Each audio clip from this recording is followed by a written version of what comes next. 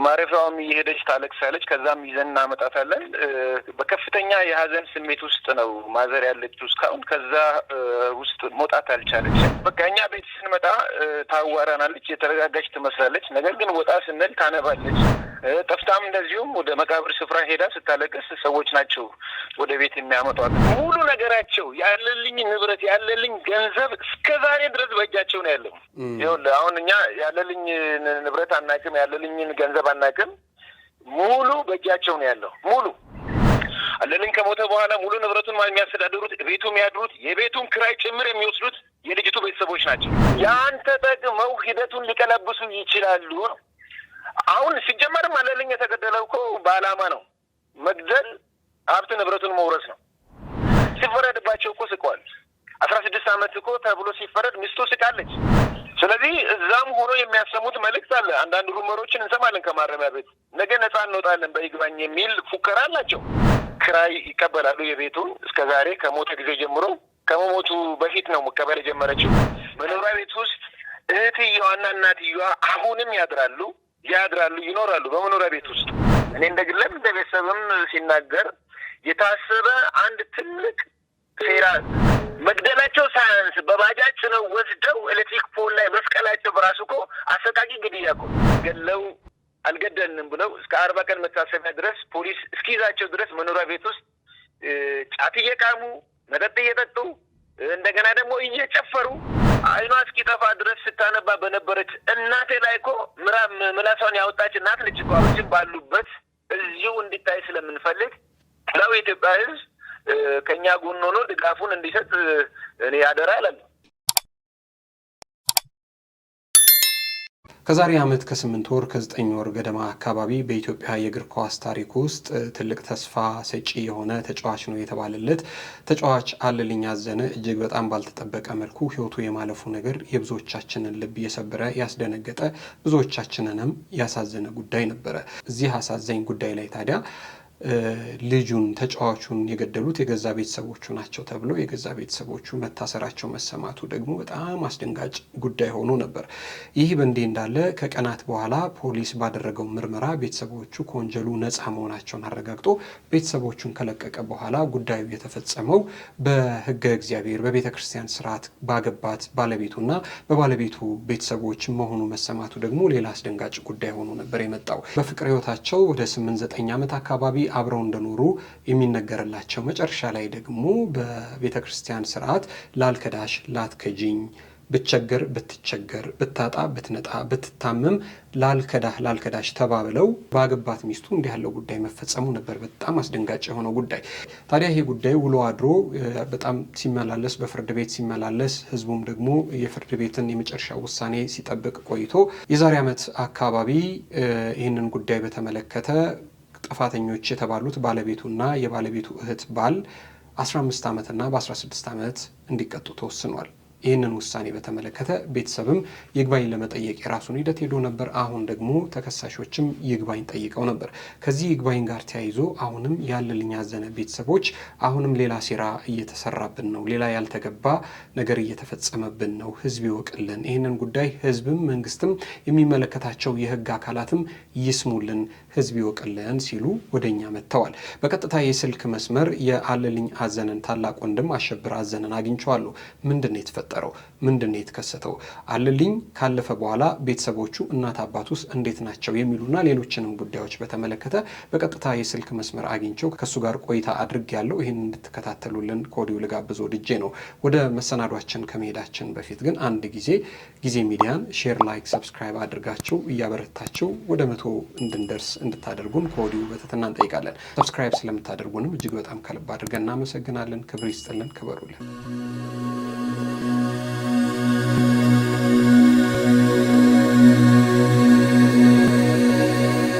ጤና ይስጥልኝ። አብሮ ይስጥልን። እንዴት አለ አሸበር? እግዚአብሔር ይመስገን ሰላም ነን። ደህና። እንዴት ናችሁ? በረታችሁ? እየበረታችሁ ነው? እግዚአብሔር ይመስገን እየበረታን ነው። ደህና ነን። ማዘር እንዴት ናቸው? ማዘር ያው እንግዲህ ከዚህ በፊትም በተለያዩ ሚዲያዎች ላይም ባንተም ለመግለጽ እንደሞከርኩኝ አለልኝ ከሞተ ኦልሞስት 2 ዓመት ለመሙላት 3 ወራቶች ብቻ ይቀሩታል።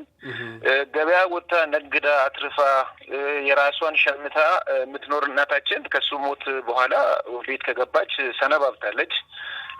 እንግዲህ እሷን ለማረጋጋት ብዙ ጊዜ ጥረናል። እኛ ወደ ስራ ወይ በተለያዩ ምክንያቶች ከቤት ወጣ ስንል ታለቅሳለች። ወደ ተቀበረበትም ወደ ማረፊያውም እየሄደች ታለቅሳለች። ከዛም ይዘን እናመጣታለን። በከፍተኛ የሀዘን ስሜት ውስጥ ነው ማዘር ያለችው እስካሁን። ከዛ ውስጥ መውጣት አልቻለችም። እያለቀሰች እያነባች ቤት ቁጭ ብላ ነው ያለችው። እንግዲህ ከዛ በኋላ ብዙ ነው የሰማሁት። ስለ ማዘርም ስለ ፋዘርም ሰማን። እንግዲህ ከአለልኝ ሞት በኋላ ሁለቱም በጣም እንደተጎዱ፣ እሳቸውም አይናቸውን ቢንዳላቸው፣ ፋዘርም እንደዚሁ በጣም ጉዳት እንደደረሰባቸው ሰምቻለሁ። የእሳቸው ደግሞ ቀን በቀን የመቃብር ቦታ እንደሚሄዱ ነው የሰማሁት እና ይሄ በእርግጥ ምንም ጥያቄ የለውም። ለእናት እጅግ በጣም ከባድ ነው፣ አሳዛኝ ነው። ደግሞ በተለየ መልኩ ደግሞ ከእሱ ጋር ደግሞ ሚስጥረኛ ናቸው መሰለኝ አይደለም? አዎ እጅግ በጣም ማለት ሁለቱ እርስ በርስ ነው የሚነጋገሩት፣ የሚያወሩት። እሱ ለእሷ የሚደብቀው ነገር የለም፣ እሷም ለእሱ የሚደብቀው ነገር የለም። እጅግ በጣም የጠበቀ ግንኙነት ነው ከማዘር ጋር እሱ ያለውና እጅግ በጣም ተጎድታለች። ሀዘኑም መርር ነው፣ ከባድ ነው። እስካሁን ልታገግመም አልቻለችም። በቃ እኛ ቤት ስንመጣ ታዋራናለች፣ የተረጋጋች ትመስላለች። ነገር ግን ወጣ ስንል ታነባለች። ጠፍታም እንደዚሁም ወደ መቃብር ስፍራ ሄዳ ስታለቅስ ሰዎች ናቸው ወደ ቤት የሚያመጧት እና ሁለቱ እጅግ በጣም ትልቅ ምስጢር አላቸው ከማዘር ጋር። ፋዘርስ እንዴት ናቸው? አባታችሁስ እንዴት ናቸው? ፋዘር ደህና ነው። እንግዲህ እሷም ወንድም ስለሆነ ወጣ እያለ ከጓደኞቹ ጋር እንትን እያለ እያወራ ምን እያለ እየተጽናና ይመጣል። እሱም ሞሮፍ ያው ሀዘን ውስጥም ቢኖር እንደ ማዘር አይደለም እና ይወጣል፣ ይገናኛል። ማዘር ኦልሞስት ሁሉ ነገሯ ክሎዝ ሆኗል፣ ተዘግቷል። ቤት ነች። ገበያ ሄዳ ነግዳ ከጓደኞቿ ጋር አትርፋ እየሳቀች የምትመጣ እናት 2 ዓመት ሙሉ እንግዲህ ቤት እሱ ከሞተ ጊዜ ጀምሮ ቤት ውስጥ እና እጅግ በጣም ከባድ ነገር ነው። አይናቸው እንዴት ነው? የሰማሁት ነገር እንግዲህ ከማልቀስም ጋር ተያይዞ አይናቸውም ላይ ጉዳት እንደደረሰ ነበር የሰማሁት። አይናቸው አሁን ደህና ነው። አሁን ደህና ነው። ደህና ነው። ይሁን፣ መልካም። እንግዲህ ዛሬ የተገናኘ ነው አሁን ከፍርድ ሂደቱ ጋር ተያይዞ እንግዲህ አሁን የመጨረሻው ፍርድ ከተሰጠ ስንት ጊዜ ሆነ? ወደ ክረምት አካባቢ ነው፣ ሐምሌ ነሐሴ አካባቢ ነው መሰለኝ የተሰጠው ፍርድ ሂደቱ። ከፍርድ ሂደቱ በኋላ ያው እንግዲህ ብዙዎቻችን ቅሬታ አሰምተናል። እኛ ብቻ ቤተሰብ አይደለንም፣ መላው ኢትዮጵያውያን ሁሉ እንዴት የዚህ ናይል ለሀገር ተስፋ የሆነን ወጣት ገለው 16 እና 15 ዓመት ይፈረድባቸዋል በሚል ተቃውሞም ሰላማዊ ሰልፍም ነበረ እዚህ አርባ ምንጭ አካባቢ ሰምተኮ ከሆነ የዛን ሰዓት እኛ ይግባኝ ለመጠየቅ እንግዲህ የነበረው የዞኑ አቃቤ ሕግ በፍትህ መምሪያ ውስጥ ተደራጅተው ልዩ ልዩ ወንጀሎች ስር ያለ አቃቤ ሕጎች ናቸው ኬዙን የያዙት እና ጠይቀናቸዋል።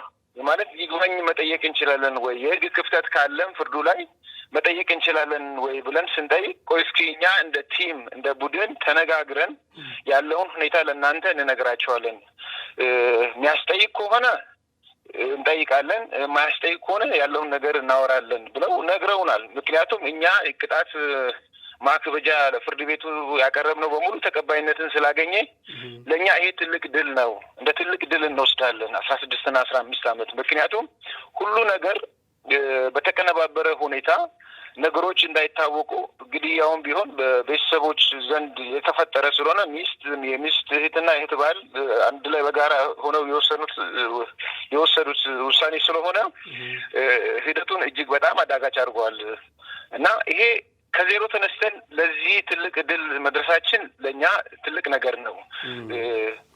ይግባኝ አንጠይቅም። የተሰጠው ፍርድ ከጠየቅነው የፍርድ ቤት የቅጣት ማክበጃ ጋር ተያይዞ ሁሉንም ፍርድ ቤቱ እኛን ስለተቀበለ እኛ አንጠይቅም ነው ያሉት። እኛም ደግሞ አንዳንድ የህግ ባለሙያዎችን ስናናግራቸው አይ በቂ ነው፣ ምክንያቱም ሂደቱም ስብስብ ነው። ነገር ግን አቃቤ ሕግም የሄደበትና ፍርድ ቤትም የወሰነው ውሳኔ ፌር ነውና ባጠይቁት ይሻላል። ምክንያቱም አቃቤ ሕግ የጠየቀው የቅጣት ማክበጃ በሙሉ በፍርድ ቤት ዘንድ ተቀባይነትን ስላገኘ ያን ማድረግ አንችልምና በሚል ነው የከሳሽ አቃቤ ሕግ ይግባኙን አንጠይቅም በማለታቸው እኛም አልጠየቅንም። ነገር ግን በመሀል ደግሞ እነሱም ያው መብት አላቸው፣ ይግባኝ የመጠየቅ መብት አላቸው። የተወሰነብን ውሳኔ ፌር አይደለም፣ ትክክለኛ አይደለም ብለው ጠየቁ። አሁን እኛ ለምን ጠየቁ አይደለም የጠየቁበት አግባብ ነው። አሁን የነሱ የዚህ የተፈረደባቸው ፍርደኞቹ ጠበቃ ሂደቱን ለማካሄድ የደቡብ ኢትዮጵያ ክልል ፍትህ ቢሮ ያለው ወይም የክልሉ ጠቅላይ ፍርድ ቤት ያለው ጎፋ ሳውላ ነው። ከጎፋ ሳውላ ደብዳቤውን አጽፎ አምጥተው ይግባኝ ደብዳቤውን አጽፎ አምጥተው ለጋሞ ዞን ከፍተኛ ፍርድ ቤት መዝገብ ቤት ላለችው መዝገብ ቤት ሰራተኛ ነው ይዘው የሄዱት። ይህን ሂደት የዞኑ አቃቤ ሕግም አያውቅም። ይግባኝ ስለመጠየቃቸው ከማን ጋር ለመከራከር እነሱ እንዳሰቡ ባላውቅም የእነሱ የተፈረደባቸው ፍርደኞች ጠበቃ ሄደው ወረቀቱን ደብዳቤውን አምጥተው ለልጅቱ ሰጧት። ልጅቱ አጋጣሚ ሂደቱን ታቋለች እና ስታይ አይ አልሰጥም፣ ለእናንተ ፋይል አሽጌ አልሰጥም ትላቸዋለች። በዚህ ሂደት ውስጥ ምንድን ነው የሚለው የተከሳሽ ወይም የፍርደኞቹ ጠበቃ ምን ራሱን ላጠፋ ሰው በህግ አግባብ ከህግ አግባብ ውጪ ደንበኞች ላይ ተፈርዶባቸው ለምን አልሰጥም ትያለሽ በሚል ጸያፍ ነገር ሁሉ ተናግረው ነው ልጅቱ ላይ። ከዛ ልጅቱ በጣም መዝገብ ቤት ሰራተኛዋ አልሰጥም ብላ ስትከራከር የክልሉን ዳኛ ማለት ሂደቱን የሚመለከት ዳኛ መጥቶ መውሰድ አለበትና እሱ መጣ። ከዚህ ከጠበቃቸው ጋር እንትኑን ማንነቱን የሚገልጽ ማታወቂያ ያሳየ። ልጅቱም ሙሉ ፋይሉን አሽጋ በካኪ ፖስታ አድርጋ ማህተም አድርጋ ስታቸዋለች። መስጠቱ አይደለም ሂደቱ ይታይልኝ ብሎ የጠየቁት ወላይታ ሶዶ ነው።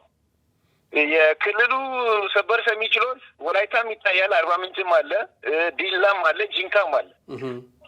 ስለዚህ አሁን ሙሉ ነገራቸው ያለልኝ ንብረት ያለልኝ ገንዘብ እስከ ዛሬ ድረስ በእጃቸው ነው ያለው። ለምን ይታያል አይደለም። አሁን የክልሉ ፍርድ ቤት ጠቅላይ ፍርድ ቤት ያለው ሳውላ ነው። ሳውላ ቢታይ ችግር የለም። አሁን ተዘዋዋሪ ሰበር ሰሚ ችሎት ሶዶ ይታይልን ነው ያሉት። አርባ ምንጭ የለም እንዴ? አርባ ምንጭ የለም እንዴ? አለ፣ አርባ ምንጭ አለ፣ አርባ ምንጭ አለ። ለምን አርባ ምንጭ ለምን እንደወሰዱት ነው እኮ እኛ ትናንትና በስልክም በምንም በአካልም ይህን የሚያውቁ ሂደቱን እየተከታተሉ አቃቤ ሕጎችን ለመጠየቅ ስንፈልግ በፍጹም አይችሉም ነው የሚሉ። ግን ፋይሉ እኮ ታሽጎ ወጥቷል። ኦልሬዲ አይተናል። ሄደን መዝገብ ቤት ጋሞ ዞን ከፍተኛ ፍርድ ቤት ሄደን መዝገቡን አይተናል። የለም ፋይሉ ወጥቷል ወደ ወላይታ ሶዶ። ይሄን ያደረጉበት የራሳቸው የሆነ ቴክኒክ አላቸው። ምክንያቱም ሙሉ ንብረቱ ሙሉ ገንዘቡ በእጃቸው ነው እና አርባ ምንጭ እንትኑ ከሳሽም ተከሳሽም ያለው አርባ ምንጭ ነው። እንደገና ደግሞ ታሳሪዎችም የሚገኙት አርባ ምንጭ ማረሚያ ቤት ውስጥ ነው። ይህ የክልሉም አይደለም የፌዴራሉ ሰበር ሰሚ ችሎትም ያለው አርባ ምንጭ ነው። ወደ ወላይታ ሶዶ የተካሄደበት አግባብ እኛንም ስላጠራጠረ ነገሮች ከአውድ ውጪ እየወጡ ስለሆነ ምክንያቱም ገንዘብ አላቸው፣ ከፍተኛ ገንዘብ አላቸው። እኛ ገንዘቡን መጠን አናውቅም፣ የሚያውቁት እነሱ ናቸው። አለልኝ ከሞተ በኋላ ሙሉ ንብረቱን የሚያስተዳድሩት ቤቱ የሚያድሩት የቤቱን ክራይ ጭምር የሚወስዱት የልጅቱ ቤተሰቦች ናቸው። ስለዚህ በእንደዚህ አይነት ሂደት ውስጥ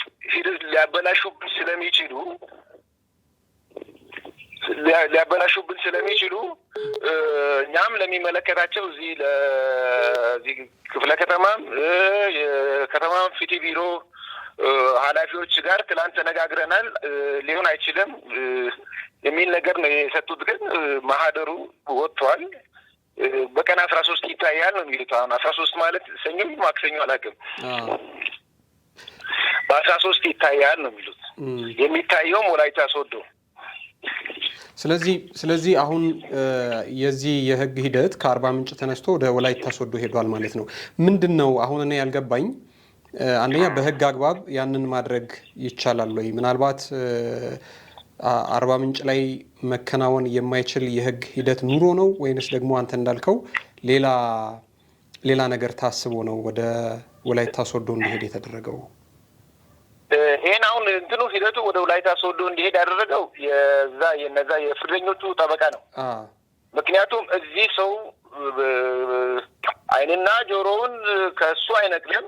ሄደውም ሂደቱን ለመከታተል ስለሚችሉ ፍርድ ቤትም ሊያጨናንቁ ይችላሉ። ስለዚህ ሰውም የሌለበት ቦታ ይሻለናል በሚል ነው ከክልሉ ፍትህ ቢሮ ደብዳቤ አጽፎ በወላይታ ተዘዋዋሪ ችሎት ሂደቱ እንዲታይ በሚል ወደዛ ያዞረው። ያ ማለት እንግዲህ ከነማን ችሎት ላይ በሚመደቡ ቀድሞ ሴታፑን አስተካክሎ ነው የነዛ ጠበቃ።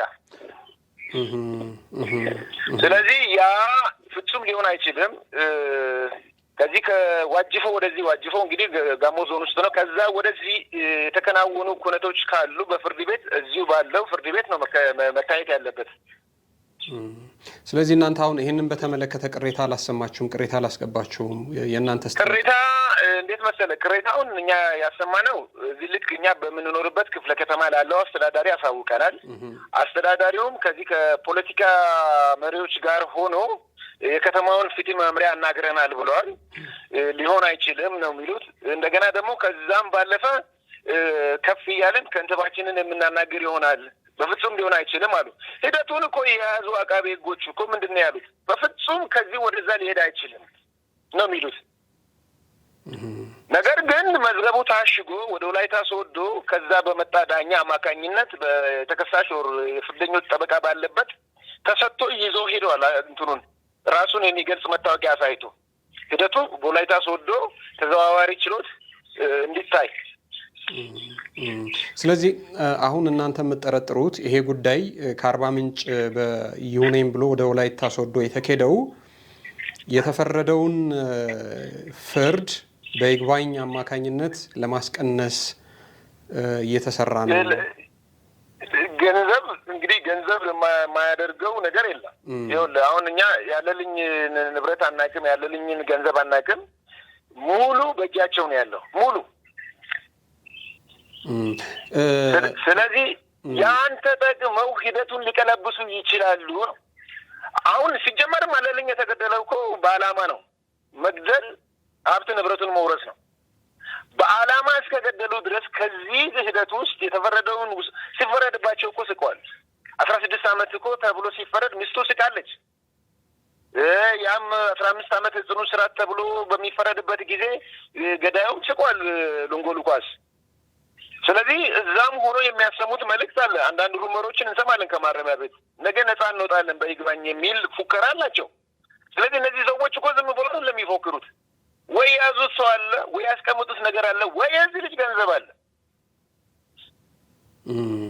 እና ያ ነውና የትም ይታይ እኛ እዚህ ተዘዋዋሪ ችሎት አርባ ምንጭ ከተማ ውስጥ ባለበት ሁኔታ ወላይታ ሶዶ መውሰድ ለምን አስፈለገ? እምን እኮ ሳውላ ቢሆን እኛ ብዙም እንትን አንልም እኮ። የክልሉ ጠቅላይ ፍርድ ቤት ያለበት ሰኞ ነው፣ ሳውላ ነው የክልሉ ጠቅላይ ፍርድ ቤት። ስለዚህ የደቡብ ኢትዮጵያ ፍትህ ቢሮ ወይም የክልሉ ጠቅላይ ፍርድ ቤት ያለው ሳውላ ሆኖ ሳለ ተዘዋዋሪ ችሎት መመልከት የሚችሉ ዳኞች አርባ ምንጭን እያሉ ሂደቱን ሆን ብለው እንትን ለማለት ወላይታ ሶዶ የወሰዱበት ሂደት እጅግ በጣም ከፍተኛ ብዥታን እንትን የሚል ነው። ማዘርም በጣም ተጨንቃለች ሂደቱን ለመቀለበስ። እኛ አሁን እሱ ብቻም አይደለም የፍትሐ ብሔር ኬዝ ነበረን። እሷ ምንድን ነው ያለችው? አብረን ያፈራነው ንብረት ነው ብላለች ለፍርድ ቤት ስታስረዳ። አብረን ያፈራነው ንብረት ነው ማለት እንግዲህ ከተጋቡ 15 ቀን ባልሞላ ጊዜ ውስጥ ነው የሞቱት። አለልኝ 2 ቤት አለው። አንዱ አሁን እዚህ ገዳይ ተብላ የታሰረችው እና አደይ ጌታቸው አካባቢ እዛ እነሱ ሰፈር ያለው ነው። ክራይ ይቀበላሉ የቤቱን እስከዛሬ ከሞተ ጊዜ ጀምሮ። ከመሞቱ በፊት ነው መቀበል የጀመረችው። ታችኛው ቤት ውስጥ እዚህ በተለምዶ ቶታል ሰፈር ሃይላንድ መንደር በሚባልበት አካባቢ መኖሪያ ቤት ውስጥ እህትየዋና እናትየዋ አሁንም ይኖራሉ በመኖሪያ ቤት ውስጥ። እመጣለሁ፣ ወደ እናትየው ተመልሼ እመጣለሁ። እዚህ ጋር ግን እንግዲህ ከተጋቡ ገና 15 ቀን ሳይሞላቸው ወር ሳይሞላቸው ነው ይሄ ነገር የተፈጸመው። ታዲያ በምን አይነት የህግ አግባብ ነው ፍርድ ቤት እንግዲህ ሀብት ንብረት አብረን ያፈራ ነው አብረው ነው ያፈሩት ብሎ ብይን ሊሰጥ ወይ ደግሞ ይሄንን ጉዳይ ከህግ አግባብ ሊያይ የሚችለው ከትዳር በኋላ ያፈሩት ሀብት ንብረት ካለ ነው። በዛ 15 ቀን ውስጥ እንዴት ያለ ሀብት ንብረት ተፈርቷል፣ እንዴት ያለ ሀብት ንብረት አብረው አፍርተዋል ተብሎ ታስቦ ነው እዚህ ጉዳይ ላይ ብይን ተሰጥቶበታል ወይ? በፍትሐ ብሔር ስትጠይቁ ምንድነው የተወሰነው ነገር? ብይን አልተሰጠበትም። እንዴት መሰለ እሷ እኛ ወደ ማሳገዱ ጋር ስንሄድና ከቤት ይልቀቁልንና ይውጡልን የሚል አቤቱታ ስናቀርብ ምንድን ያለችው አብረን ያፈራነው ሀብት ነው፣ አብረን ያፈራነው ንብረት ነው። ስለዚህ እኔ የራሴን መስካሪዎችን ማቅረብ እችላለሁ ብላ ለፍርድ ቤት ተናገረች። አይ እሷ ከሱ ጋር በትዳር ከተመሰረቱ 15 ቀንም አይሞላም፣ 15 ቀን ባልሞላ ጊዜ ውስጥ ነው የተገደለው።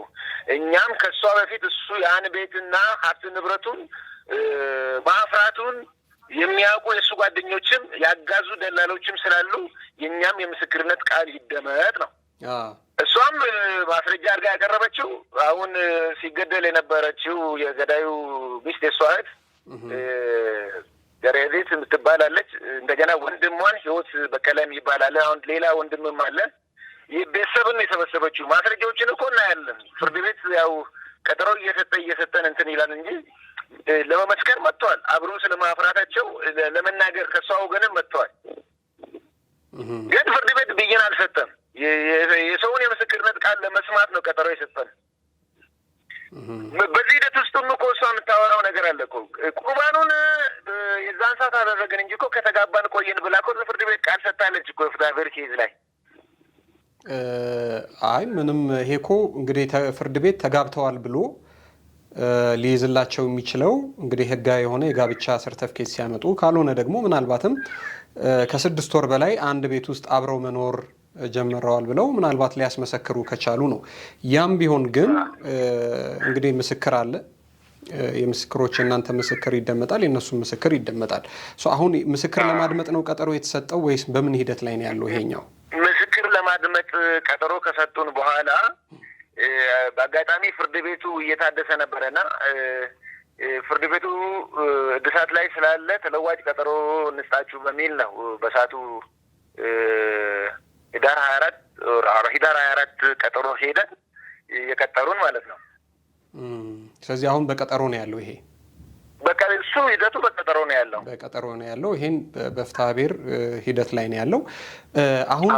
አሁን የዚህን ጉዳይ በተመለከተ አሁን ይሄንን ፕሮግራም የሚሰማ የሚያደምጥ ምን እንዲያቀላችሁ ነው አሁን የምትፈልጉት? በተለይ ደግሞ የፍርድ ሂደቱ ከአርባ ምንጭ ተነስቶ ወደ ወላይታ ሶዶ ከመሄዱ ጋር ተያይዞ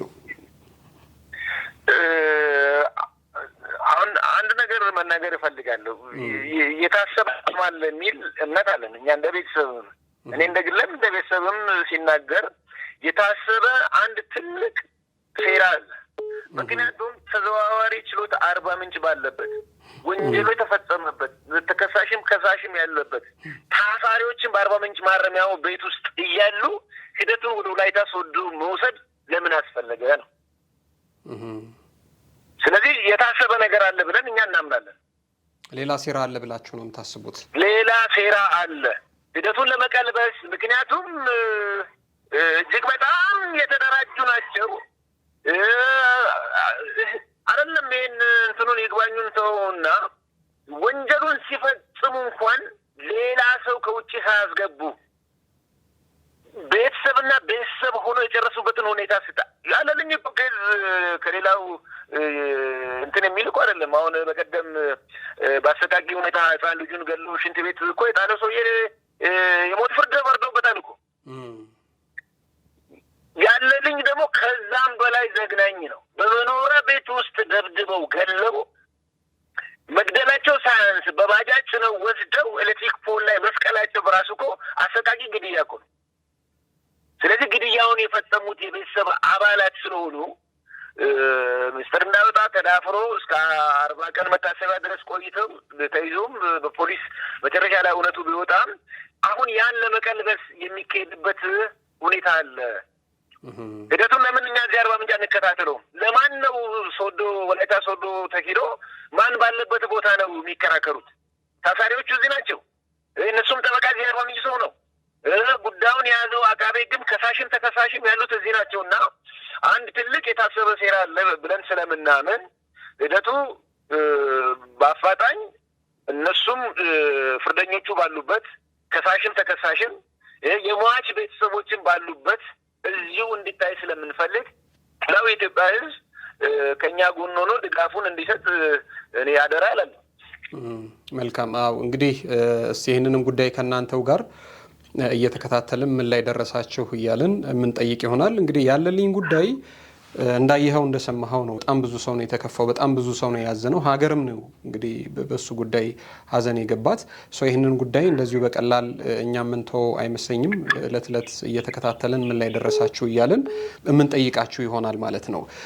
ከቅድም ስለ እናትየው ስታነሳ እንግዲህ ከሰሞኑ አንድ ፕሮግራም አይተን ነበረ። በቀድሞ ጋዜጠኞች የፖሊስና ህብረተሰብ ጋዜጠኞች ሰለሞን አምባቸው ሰለሞን አምባቸው እና ከሱ ጋር ተያይዞ ያለውንም ፕሮግራም ለማየት ሞክረን ነበርና ትንሽ እንግዲህ ፕሮግራሙን ሙሉ ለሙሉ ባላዩ ሰዎች ዘንድ የእሷም እናት እዛው ላይ ታይተው ስለነበር እና ደግሞ የሀገር ሽማግሌዎችም ታይተው ስለነበር ፕሮግራሙን ሙሉ ለሙሉ ያላዩ ሰዎች ከቤተሰብ ጋር እርቅ የፈጸማችሁ የመሰላቸው ሰዎች አሉ፣ ሙሉውን ስላላዩት ማለት ነው። ምንድን ነው እዛ ላይ የሆነው ነገር? እንግዲህ እሳቸውም እኔንም ህዝብ ይረዳኝ እኔ ወለድኩ እንጂ አላስገደልኩም የሚል ነገር እና ብዥታ ፈጥሯል። ሙሉውን ፕሮግራም ሰው ስላላየው እንግዲህ የሀገር ሽማግሌዎችም እዛ ላይ ስለታዩ ምን ስለተባለ የተፈጠረ ነገር አለ። ምንድን ነው እሱ ላይ ማለት የምትችለው ነገር አለ? አዎ በአባይ ቲቪ ውስጥ ካቴና የሚባል ፕሮግራም የሚያዘጋጁ እንደነ ኢንስፔክተር ሰለሞን አምባቸው እና መጥተው ነበረ መኖሪያ ቤታችን ድረስ ስለ ጉዳዩ ሌላው የሚማርበት የወንጀሉን ሂደት ድርጊቱን ምኑን ሁሉ መላው ኢትዮጵያ ሕዝብም እንዲያውቅ በሚል ፕሮግራም ለማዘጋጀት የጠፋው ሻማ በሚል ርዕስ መጥተው ነበረ። የሚገርም ኢንተርቪውን እኛም ብቻ ጠይቆ የሄደ መሰለን። እኛም ልክ እንዳንተ ልክ እንደ ሰው የጋሞ ሽማግሌ ሀገር ሽማግሌዎች የልጅቱም እናት የገዳይ እናት ኢንተርቪው ስትደረግ እኛም ፕሮግራሙን ልክ እንደምንከታተሉላ የዛን ሰዓት ያየነውና የሚገርም እኮ እዚች የገዳይ እናት እኮ አሁን ስለተነቃባት ነው የምታለቅሰው። የሞተበትን ስፍራ ያላየች የተቀበረበትን ቦታ ልጇን ልጇ ባትመጣ እሷ መታ ያላየች እናት እንግዲህ ከእሷ ቤት አልጎደለም። ስለ ልጆቿ በተለያዩ የሀገሪቱ ክፍል ውስጥ ያሉ ልጆች ይሄ ወንጀሉ ስለታወቀብን ልጆቼ ላይ ጥቃት እንዳይፈጸምብን በሚል ታለቅሳለች። እዚህ ደግሞ መሪ የሆነ እንባ የምታነባ እናት አለች። ያለልኝ እናት ልጇ የሞተባት ሁሉ ነገሯን አታ ቤት ገብታ ልጁንም አታ ልጁ ንብረቱንም ሁሉ ነገር እነሱ ተቀራምተው ወስደው ስለታወቀባቸው ወጣ የምታለቅስ እናትን ይዘው ልጄ ከሱ ውጭ ሌላ አታውቅም ነው። ውሸት ነው። እንደገና ደግሞ በቁርባን ያገባችው በቁርባን አግብታለች እናውቃለን። እኛም ግን ቁርባኑ ቦታ ላይ እሷ ተገኝታለች። አልነበርኩም ሲጋቡም የለውም የሚል የሐሰት እንትን ስትሰጥ ነበረ እንትን ላይ ይሄ ካቴና ፕሮግራም ላይ ኢንተርቪው ላይ ምክንያቱም ማዘርና እኔ እንደገና ሁለት ሲስተሮች አሉ። ይሄ እሷ በሰዓቱ አሁን የፍርድ ሂደቱ ባልተቋጨበት ጊዜ ፖሊስ ጣቢያ ታስራ በነበረችበት ጊዜ ሚስቱ ንብረት ለማስመዝገብ እንሄዳለን ወደ ቤት ፖሊስ ይዘን ምን ብለን እሷን በፖሊስ ታጅባ ስትሄድ ቤት ውስጥ ነበረች እና እኮ በማዘር ላይ በዛች አይኗ እስኪጠፋ ድረስ ስታነባ በነበረች እናቴ ላይ እኮ ምላሷን ያወጣች እናት ነች እኮ። አሁን ሁሉ ነገር ግልጥልጥ ብሎ ሲወጣ ልጇም ጥፋተኛ ተብላ 16 ዓመት ጽኑ እስራት ሲፈረድባት ወጣ ሚዲያ ላይ የምታለቅሰው። በተደጋጋሚ ሚዲያዎች ሄደዋል እኮ ቤት ለመጠየቅ ሚዛናዊ ለማድረግ እኛን ከጠየቁ በኋላ እንዲያሻፈረን ብለዋል እኮ። ስለዚህ የተፈጸመ እርቅም የለም። እብን አሁን የሀገር ሽማግሌዎች የምንለውን እኔም አንተ ሚዲያ ላይ ነው ያየኋቸው በቴሌቪዥን አባይ ቲቪ ላይ ሲቀርቡ። ከዛ ውስጥ ግን አንድም መጥቶ እኮ ቤት እንዴት ናት ማዘር ምን ላይ ደረሳችሁ እንዴት ነው የሚለውን እኮ የጠየቀ የሀገር ሽማግሌ የለም። አሁን እዛ ጋር ያየናቸው እኛ በድቡሻ ምናምን አውግዘናቸዋል። የልጇ አሟሟት አሳዛኝ ቢሆንም ብለው ከሚናገሩ አባት አሉ። አሁን የጋሞ ሽማግሌዎች ውስጥ ማለት ነው። ስለዚህ በእርቅም ለመፈጸም እኮ ማመን አለብን። ግድያውን አላመንክም፣ ይግባኝ እየጠየቅ እኮ ነው። አሁንም ይግባኝ እየጠየቁ አይደል? አልገደልንም፣ ከደሙ ንጹህ ነን፣ ራሱን ነው ያጠፋው ብለው ከተከራከሩ ነው። እና ፕሮግራሙን ያም ትንሽ ቅሬታ ነበረብን። ምክንያቱም ያለውን ነገር ሚዛናዊ ለማድረግ የሄደበት እንትን እጅግ በጣም የተሳሳተ መንገድ ነው። በድቡሻ ወጋም የሚያልቅ ነገር አይደለም። በድቡሻ ወጋ እኮ ለመጨረስ አንድ ገለው አልገደልንም ብለው እስከ 40 ቀን መታሰቢያ ድረስ ፖሊስ እስኪይዛቸው ድረስ መኖሪያ ቤት ውስጥ ጫት እየቃሙ መጠጥ እየጠጡ እንደገና ደግሞ እየጨፈሩ ወዲህ ልማት ላይ ለቅሶ ነው ወደዛ ቶታል ሰፈር እሱ ቤት ፌሽታ ደስታ ቤት ውስጥ ሲያከብሩ የነበሩ ሰዎች ናቸውና እነሱ አላማቸውን አሳክተዋል። አለልኝን በመግደል ሀብት ንብረት ለመውረስ የሄዱበትን ርቀት አሳክተዋልና ምንም እርቅም የለም። ከዛ ወገንም አይደለም እኛን አይጠይቁ የተቀበረበትን ቦታ እንኳን መተው ማያዩ ሰዎች ናቸውና ምንም የተፈጠረ እርቅም የለም። መተው ያናገሩንም የሀገር ሽማግሌዎች የሉም። ከሞተ እኮ 2 ዓመት ሊሞላ ነው። አንድም አሁን በቴሌቪዥን ያየናቸው የጋሞ ሀገር ሽማግሌዎች መተው ስለ ጉዳዩ የጠየቁን የለም። ምንም የተፈጠረ ነገር የለም። ምንም እንዴ ገላቸዋል ብሎ ፍርድ ቤት የሰውም የሰነድም ማስረጃ እንደገና ደግሞ የፖሊስን ቴክኒክና ታክቲክ ምርመራዎችን ተጠቅሞ 16 ዓመት ፈርዶባቸው እኮ ቤት ኪራይ የሚቀበሉ ቤተሰቦች ናቸው እኮ። ከቤቱም አይወጡ ቤት ውስጥ የሚያድሩ የሚበሉ የሚጠጡ ባለልኝ ቤት ውስጥ ምንም የተፈጠረ ነገር የለም። እርቁንም የሰማነው በአባይ ቴሌቪዥን ካቴና በሚባል ፕሮግራም በስሙ ርዕስ ተሰጥቶት የጠፋው ሻማ በሚል የቀረበውን ፕሮግራም ነው ያየነው እንጂ እኛ እንደነበርን። አይ መልካም፣ ይህንን ነገር ግልጽ ለማድረግ ብዬ ነው ይህንን ጥያቄ ያነሳሁት። እንግዲህ ወደፊት የሚኖረውን አሁንም ደግሞ በተዘዋዋሪ ችሎት ወደዛ የዞረውንም የችሎት ሂደት በተመለከተ ምን ላይ ደረሳችሁ የሚለውንም ነገር እንደዚሁ እየደወለን እየጠየቅን ለህዝቡ የምናደርስ ይሆናል። እንግዲህ እናንተን በርቱ፣ እነማዘርን እነፋዘርን ማጽናናት አለባችሁ። ግን እንደው መጨረሻ ላይ የቀድሞ የስራ ባልደረቦቹ ይመጣሉ ይጠይቋችኋል ወይ? አሁን ለባህር ዳር ከነማ ነው አይደል መጨረሻ ላይ ይጫወት የነበረው? 2 ዓመት ኮንትራት ነበረው። አንደኛውን ተርም ጨርሶ ሁለተኛው ተርም አንደኛውን የውድድር ዘመን ጨርሶ ወደ ሁለተኛው ዙር በሚሄድበት ጊዜ ነው ከጋብቻ በኋላ የተገደለውና እውነት ለመናገር አንድም የሚጠይቅ የእሱ የቀድሞ የባህር ዳር እግር ኳስ ተጫዋቾችን የቡድን አባላትን ኮችንግ ስታፍም እየጠየቁን አይደለም። ማንም የሚጠይቅ አካል የለም እስከዛሬ። ይሄ ነገር ረብን ከውሳኔው በኋላም መጥቶ የሚያናግሩን አይነት ነገር መስሎን ነበረ። ሰምተው እንደ ማንኛውም ሰው ዝም ነው ያሉት። ያው እንግዲህ በህይወት እሱ ቢኖር ነው የሚንከባከቡት እና እሱ በህይወት ስለሌለ ማንም መጥቶ የሚጠይቅ አካልም ስለሌለ መጥቶ እየጠየቀን የባህር ዳር የቀድሞ የባህር ዳር እግር ኳስ ተጫዋቾች የሉ፣ ማንም የለም። ይህ በጣም ልብ የሚሰብር ጉዳይ ነው። እንግዲህ እጅግ በጣም ከልብ አድርጌ ነው የማመሰግነው አሸብር። አዳዲስ ነገር ሲኖር እንደተለመደው አስቸግርሃለሁ። እንግዲህ ችግር የለውም። እኔም እጅግ በጣም አመሰግናለሁ። ክብር ይስጥልኝ። አይዟችሁ፣ በርቱ። እነማዘርን እነፋዘርን ማጽናት አለባችሁ። አሁንም የሀዘን መጨረሻ እንዲሆንላችሁ እንመኛለን። እሺ፣ አሚን። እኔም በጣም አመሰግናለሁ። እሺ፣ ክበርልኝ። እሺ።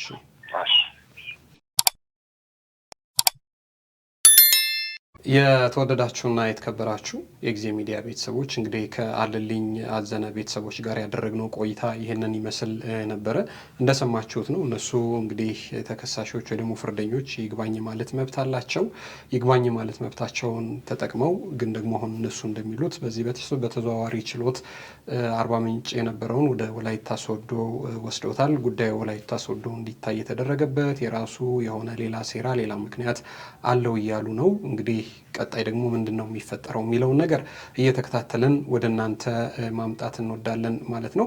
በዚህ አጋጣሚ ግን የቀድሞ የአለልኝ አዘነ ጓደኞች የነበራቸው የባህር ዳር ከነማ ተጫዋቾች የኮቺንግ እና ደግሞ እንደዚሁ አመራር ላይ ያላቸውን ቤተሰቦች እንደው እንዴት ናቸው ብላችሁ ብትጠይቋቸው ደስ ይለናል። ይከፋል እንግዲህ እንደ እናት ይህንን ጉዳይ ማሰብ በጣም ያስከፋል ማለት ነው። ለምንድነው ወዳጆቹ ጓደኞቹ መተው ያልጠየቁን የሚል እንግዲህ ወንድሙም ጋር የተሰማ ቅሬታ አለ እንደሰማችሁት ነው።